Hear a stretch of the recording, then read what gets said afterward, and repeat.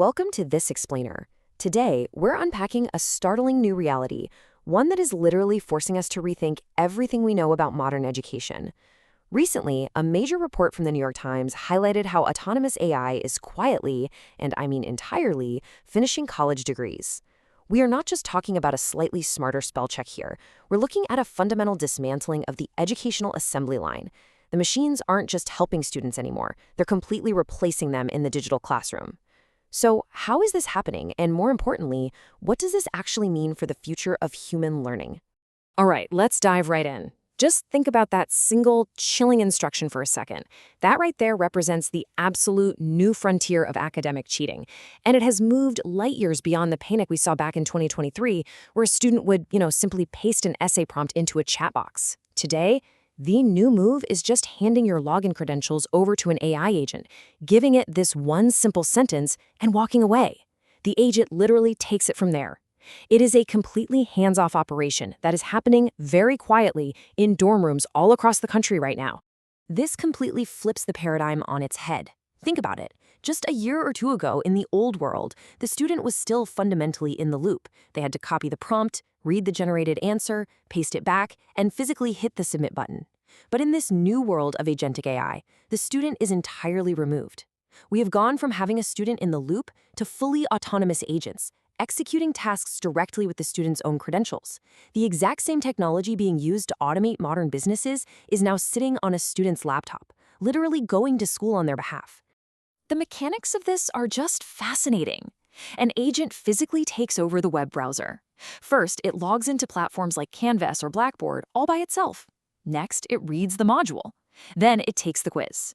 It goes on to write the required discussion post, and then, this is the crazy part, it replies to classmates just like the syllabus requires. And according to the source material, these AI replies are probably way more thoughtful and articulate than a frantic, typo-ridden 2 a.m. response from an actual human. The agent completely absorbs and interacts with the material, top to bottom. Now, what makes this so incredibly urgent is the sheer scale of the vulnerability. Over half, more than 50% of all American college students took at least one online class last year. Back in 2019, that number was only about a third. Online coursework is absolutely the fastest growing part of higher education, and it just so happens to be exactly the part that an invisible AI agent can breeze through without ever being seen by a professor. It creates this massive, unprecedented playground for the technology to operate completely under the radar. Naturally, the institutions are in full-blown panic mode. They've entered what we could call a lockdown era. The University of Chicago Law School recently went as far as banning laptops, tablets, and phones entirely in freshman-level courses. Princeton actually dropped a century-old honor code tradition that allowed students to test unsupervised. And everywhere you look, schools are getting sucked into this frantic arms race with AI detection software. But here's the stark reality we have to face. Simply banning these tools, it's going to fail. Why? Because the students are using the technology exactly as it was designed to be used in the real world, to automate repetitive digital tasks. Which brings us to a really uncomfortable question. I want us to all just sit with this for a moment. If an autonomous machine can log in, take the quizzes, write the essays, do the discussion posts, and essentially complete your entire course load without you even being in the room, what was the course actually measuring in the first place? Well, the uncomfortable answer is that it was measuring output, just output. For a very, very long time, our education system hasn't really been measuring deep thought, genuine curiosity, or breakthrough ideas. It's been measuring your ability to log in on time, submit the thing, hit the exact word count, post twice, reply twice, and knock out 40 courses worth of deliverables on an academic assembly line. We have spent generations training human beings to act like well-oiled machines. But as it turns out, producing standard digital output is exactly the thing that actual machines now do vastly better than we do. To understand how we ended up here, we actually have to rewind all the way to the 1870s. The industrial economy demanded reliable human output. So schools were literally redesigned to feed the factory. They brought in rows of desks, bells between periods, standardizing the whole shebang just to manufacture reliable workers. Fast forward to 2019, and that digital coursework infrastructure was fully established.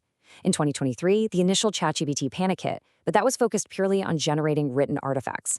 Now, as we approach 2026 and beyond, agentic AI has arrived to fully automate that 150-year-old educational assembly line. The actual machines have finally shown up, and they run the factory way better than any 19-year-old ever could. But wait, here is where we find some hope and where things take a really crucial pivot. While machines entirely dominate output, sure, they can summarize readings, complete assignments, write standard posts, they hit an absolute brick wall when it comes to independent, critical pushback. An AI agent cannot sit across from a professor and passionately defend an idea it wrestled with all night. It can't notice that a reading contradicts something it saw last month and genuinely get bothered by it. It definitely cannot decide that the assignment is actually asking the wrong question in the first place. And that brings us to the true human differentiator, judgment. Judgment is the deeply human capacity for discernment. It's taste, it's conviction. It is the willingness to stand all alone in a room against the grain and say, you know what? I actually don't think that's true. The source material heavily emphasizes this point. Your worth in a highly automated world isn't tied to how fast you can crank out standard deliverables anymore. It is tied entirely and unequivocally to the quality of your judgment. So let's break down exactly how you survive and thrive in the shift, because the formal credential and the actual education, they have permanently separated. If you are a student, your action plan is to master these AI agents openly, because that is the literacy of the future. But simultaneously, you have to relentlessly hunt for professors and projects where you are forced to defend your ideas live. If you're a parent on a campus tour, stop asking about the dorm food. Start asking, where does my kid get graded on judgment instead of deliverables? And if you are an employer, it is time to drop the standard degree filter.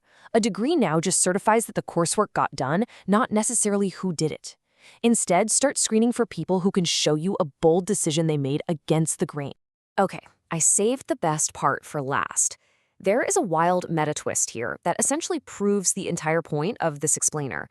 The creator of our source material, Julia McCoy, actually automated the delivery of her own original presentation. She literally built a digital clone, trained it on 100,000 words of her actual thinking and writing, and let the machine deliver her argument to her audience. She summed it up perfectly with this quote: "The judgment in the script is mine. The delivery got automated. That split is the entire lesson." Her human judgment is what built the unique argument. Her lived experience and her deeply held convictions dictated the message. But the machine just handled the rote delivery. It proves that humans were never merely their output. Our real value was settled long before we produced a single deliverable. For 150 years, the system told human beings they were valuable because of what they could produce. But the machines just called our bluff on that factory-style education. They can do the deliverables now. Literally all of them. Which leaves us with this final, liberating, and pretty provocative question. If machines can handle all the deliverables, what are humans actually for? Thank you so much for joining me on this explainer, and I really hope this leaves you with something profound to chew on today.